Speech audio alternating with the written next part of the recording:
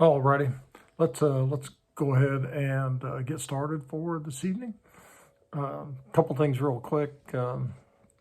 The situation's about the same with Jordan, the girl that had the car wreck. So continue to pray for her and all that she's going through right now. And Janice Nix, who's in hospice, and her family. And then, of course, the Dixon family, Susan and Doug and their brother, and all their families and kids and grandkids and just all the rest. If you've lost someone like that, then you understand what they're going through, and we just need to pray for them to get through it. Sometimes you just kind of end up in a excuse me. In a fog, things happen so when you don't expect it, they come so quick. It's just hard to get everything all lined out. And just pray for peace and comfort for the ones that are traveling, for their safety and all that. And then also, I guess while we're talking about that, the visitation is Friday night from 4 to 8 at the church. There will be about an hour of visitation from 10 to 11 at the church before the funeral starts at 11 o'clock. And it's an interesting funeral service. Of course, if you know Pat, you know she was an organized person, and she's got this organized, and so it's cool the way she's got it all. And but anyway, so remember all of them, and then the little Waltz boy that's got the lung virus. Randy sent me a text a while ago that a friend of his had to be taken to the hospital. For emergency purposes. He has shingles really bad. It got up in his head and a lot of things, and so they had to get him in real quick. And so whatever his name is, it's one of those things that's kind of cool about God is that, we don't even have to know the name on a situation like that. If, we talk about Randy's friend with the shingles, God knows who it is because God sees all those things. So with that, let's just go ahead and pray. Father, we just thank you for this evening, for this chance to come together, for everybody that's with us, Lord. And we just pray for these people, those with saddened hearts, that they will know your comfort and peace. Lord, those with hurting bodies, that they will recuperate. Lord, and we just ask that you guide the doctors and the nurses in those situations with this young girl and this little boy. Lord, we just pray for all that have gathered with us on this night, that you will be among us and guide us. And Lord, just help us to have a little fun, to make a little sense, and just to have a little fellowship among ourselves as we gather in the name of Christ. Amen. So, one thing too, there is no fellowship diner this week, so it'll be back in November. That's the combination one between the Thanksgiving and Christmas and all that together. So that's one thing to get out of the way. I was going to talk a little bit tonight about kind of work is what I'd started on, or what I was thinking about. And, but one of the things that we talked about a little bit last time was the festival that was going on. I'll tell you one of the things that just kind of fascinates me is that these booths and things come in, all these vendors come in, and they set up all over town, all over Mansfield, Bridgeton, some are at Rosedale, and a lot of other places kind of scattered around. It takes them a week to set up. But Sunday, we had Bible study at 6, and some of you were on there. I appreciate that. But after that, there was 7 of us that went to Pizza Hut, got a pizza, and then we went home. And it was probably about 8 o'clock, 7:30, 8 o'clock. Well, it would have been about 8:30. But the interesting thing about it, all those places that took a week to set up, they were gone. No, there was about 4 or 5 scattered around, and I think there wasn't any activity going in there. I think those people just said, I'm so tired, I'm not messing with this stuff till tomorrow. But it was just amazing how fast they cleared out after the festival was officially over at 6. And, it's not just there either. Gail and I like to go to the flower and patio show and the home show that's in the spring. And we've been there on the last night a couple of times.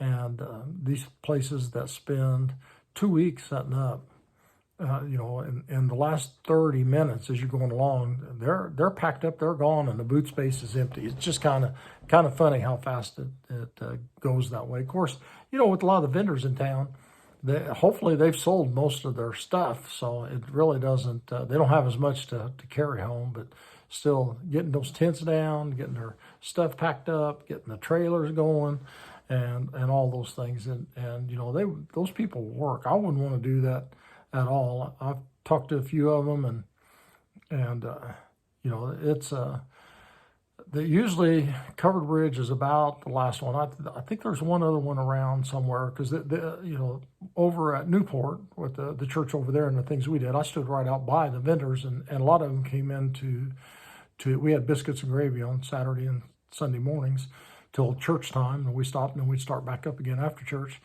But a lot of the vendors came in early and ate, and we talked to them about how are you doing, how's it been going, how's your season. And a lot of them said that it was the hill climb, then the Covered Bridge. Usually they'd done the Corey Apple Festival right before that, and then they were done for the season. And I mean, you could tell by looking at some of them, they were done for the season. They were about wiped out. When you go around these places, you see some of those people, they sleep on cots in their little booths and things. And, some of them you wonder if they do that to keep theft down, but it may just be that that's what they got to do for finances. But, this year was nice. There's some years that it's not so nice out there during those times of it there. That's what they do. And better them than me. That's everybody. Some people enjoy one kind of work. Some of them enjoy other kinds of work.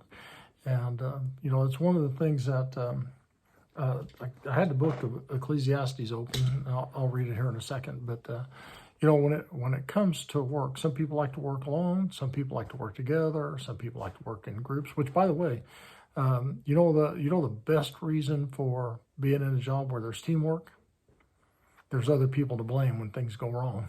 So, and I used to do a lot of interviews and things especially for lineman positions, supervisors, and a lot of other things along that line. And there used to always be a lot of stories and jokes, things going around. But there's always a story. This one didn't happen to anybody I know, just the one that I heard about. But a man kept, one of the things you usually ask him, what's your best quality? What's your worst quality? And so this man comes in, he sits down, and they'd ask him what his best quality was, and he went into, I can get along with all these people and all this kind of stuff. And they said, well, what's your worst quality? He said, honesty. And they said, really, I don't think that's so much of a bad quality. He said, I really don't care what you think. So, and that's kind of the way it is with some people when they're going through interviews. Questions get asked, they answer the questions, and, depends on how bad they want the job, if they really think about what somebody else has wanted. And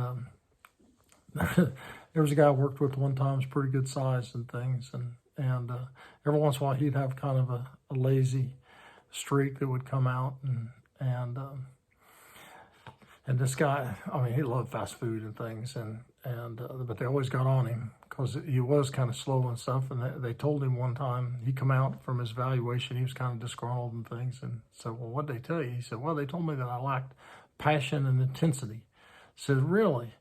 He said, yep, I told them they should have seen me with fried chicken. They'd know better than that. So, but, one of the things that the Bible always talks about is work. And it's expected that everybody works. And one of the things I was going to read to you out of Ecclesiastes is that the teacher, or whatever, that's what he calls himself, the one that writes it. And most people attribute that to Solomon. He talks about all the things that he's done and all the things that he tried to accomplish. He's talking to a bunch of young men. And, they could have been 10 to 15-year-olds, 15 to 20-year-olds. Most people think they were in that 20 to 30 range. And it may have been a whole lot of his sons. We don't know how many children Solomon had. It's one of those things I always kind of get a kick out of. That they say Solomon was the wisest man that ever lived, but he had 600 wives and 300 concubines, and I just kind of wonder, how wise is that? And he did have a favorite wife. He built her a palace and things, but with 900 women that he had been, all of those, at least there was once that he was with them. So, I mean, with that many, he had to have a lot of kids. A lot of kids running around. So some people think that, when he is talking about being the teacher and he's got everybody gathered around and he's telling them all these things, that these are his sons that he's trying to teach. Others think that it's young men that's been brought up in the palace, or that have been, young men that are training to take over in different roles of leadership and things. Some think it's just a handful of his sons, maybe not all of them, because he did have sons that he put in charge of this, that, or the other, which most of the kings did that. That's not just a theme that runs all the way through the Bible, but one that we find out with a lot of history, he sat down, and Solomon tells him, one of the things he says is there's a lot of things in life that are vanity, or some translations say smoke or vapor. And the whole idea, the thing that he's talking about is, if you go outside on a morning like it's supposed to be tomorrow, or it's down in the 40s, maybe the high 30s or lower, and you come outside, you take that big deep breath, and it kind of goes, and you see the vapor coming out. That's what he's talking about when he's saying that that's what life is like, and because once you breathe it out, it's there. It didn't exist to begin with. It comes out like a breath and wind and spirit, life, all are the same word. So, but it comes out. It has that life for just a little bit as it runs around, then it's gone. You can't get it back. You don't see where it was, and all those things. So, he talks about life being a little bit like that vapor, and that there's a lot of things that he said that don't make sense to him, and there are some things that he says, to him they were meaningless, because he just couldn't see how it worked together to do those things and to bring about stuff. But he said, I tried having all kinds of knowledge. I researched all things, and the Bible tells us that, like when the Queen of Sheba came, that she couldn't believe the knowledge that he had. She said, "Man, I have heard about you from a lot of people, but you're even smarter, and this is more splendor here than what I'd even imagined." So he tried, knowledge, and that really didn't get him much. He tried wisdom, and he said, that didn't get him a whole lot. He tried basically wine, women, and song, and he said that was definitely worthless.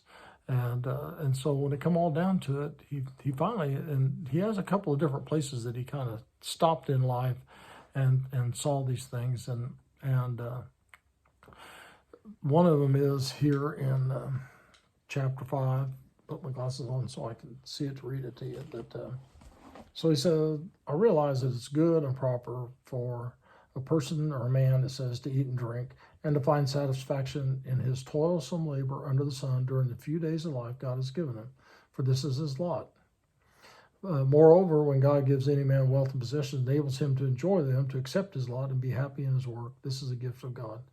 That man seldom reflects on the days of his life, because God keeps him occupied with gladness of heart." And so what he's kind of saying there is that, your toilsome labor that he calls under the sun.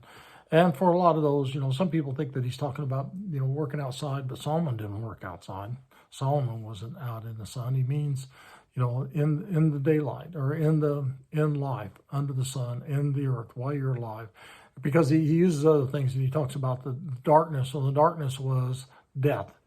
And he's talking about either with a stillborn child or at the end of life. So the whole idea is during your life that you work. And he said there is pleasure to be found in work. and that God intended for us to work. And there's another spot in there. It's a few verses on down. But anyway, I could find it real quick. But it says that also that a person who works well and does it right and accepts his lot sleeps well. But those who worry about their finances or what they're doing or all that, they don't sleep very well. And he says at the end of a long day, when you've worked hard on whatever work that you have, and remember, he's talking to guys that are not going to be out there running a plow or hoeing a garden or building a wall. He's talking about people are going to have today what we would call inside jobs or desk jobs or administrative jobs or management positions and all that. Even with them, he says, when you work hard, you go home, you're going to sleep well. And that's part of what God's toil is, or part of God's plan for us is to toil. And when we do those things, and he says, when we accept our lot, we have peace in those things because then we don't worry about it. And part of that is accepting our lot. Paul even goes on to say that I had to figure out how to be happy in all things. He said, I've been hot, I've been cold. I've been clothed, I've been naked. I've been hungry, I've been full. I have laughed, I have cried. I've been hurt, I've been well. And he says, and I had to find contentment in all of those things. That's kind of a little bit about what Solomon's talking about here. And, even when he gets to the end, he basically says at the end of Ecclesiastes, as he's telling these young men, he said, love the wife of your youth, walk with God, do the right things, and work. That's what God intended for people to do. And I don't think he's off, because when you look at the beginning of the Bible, and you look at the beginning of people, the creature and the woman, the one who gives the mother, as it's said. What did he tell Adam to do? Did he say, Adam, you know what? There's enough fruit growing on the trees, and there's enough berries growing on the bushes, enough grapes on the vine. Why don't you just find you a good shady spot over there in the garden somewhere, and pick you a little bit of those things, and just take her easy for a while. No, he actually didn't do that. Do you remember what he told him? He put him there to tend the garden. Even Adam, in a perfect place, at a perfect time, in a perfect body, in a perfect world, was told, you need to work. And because God knew that not to work brings other problems, and I should have looked it up. Well, I would have looked it up, but I just now thought about it. It's that old saying that idle hands are the devil's workshop. And Paul tells people that they need to go eat, and he tells guys that they need to get out. They got a responsibility. He tells women, he says, you have a tendency, if you're not working, just to sit around and gossip. Now, I think that could apply to both genders. I don't think that's gender specific, because I've seen it on both sides. But we work. We work because we were put on this earth to work.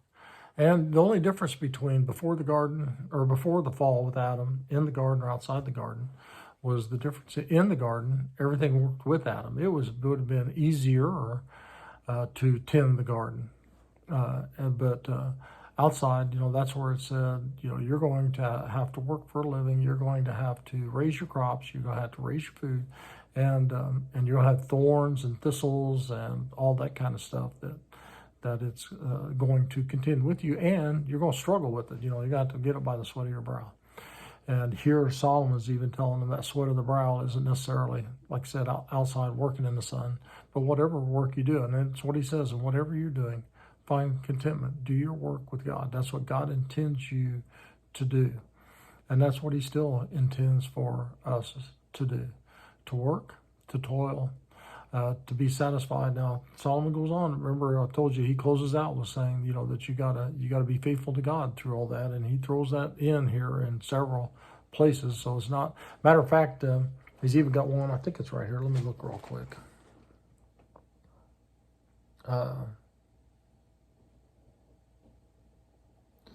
There's, I don't remember where it was. So anyway, there's the sleep of a laborer is sweet, whether he eats much or little. And so that was another. But anyway, the part that I was looking for was Solomon said those people that work and keep working, even when they think they've, that they're more than enough. He said they build up riches, and he said then they turn around and when they go, and he's actually talking about somebody without children and all those sort of things. He said somebody else that they may not even know comes and takes over those things. So what's the point of that? And he says that that's all they concentrate on is their wealth and everything without going out and enjoying life. God expects us to work.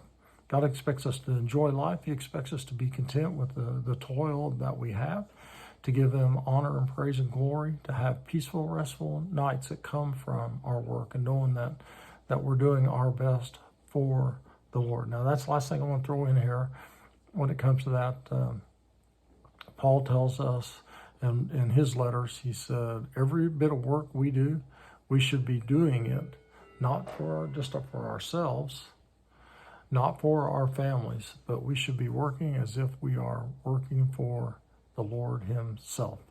And whether that's good or bad, he tells free people and he tells slaves that too. And so that it's pretty clear that that's the way we are to be doing. And we should be setting the example in how we work and the attitudes that we have when we work. So hope you have a good evening. As you can see, it's got dark outside. We just kind of put the TV on quiet back there. That's why all those lights keep changing around the ceiling. And so you come back around Christmas, you'll see that on the outside of the house, but not from the TV, but we try to get some lights up and things. But anyway, hope you have a restful evening, that you have a contented life, that you find comfort in the toil that you do, that you can sleep in peace, and that you walk with the Lord throughout all your days on this earth, and then especially when you join with him in the next. So go and be blessed, and then be a blessing to others. And we will see you Sunday morning. Well, some of you will see you on Friday or Saturday. The rest of you will see you on Sunday morning or this place next week. Same time, same station.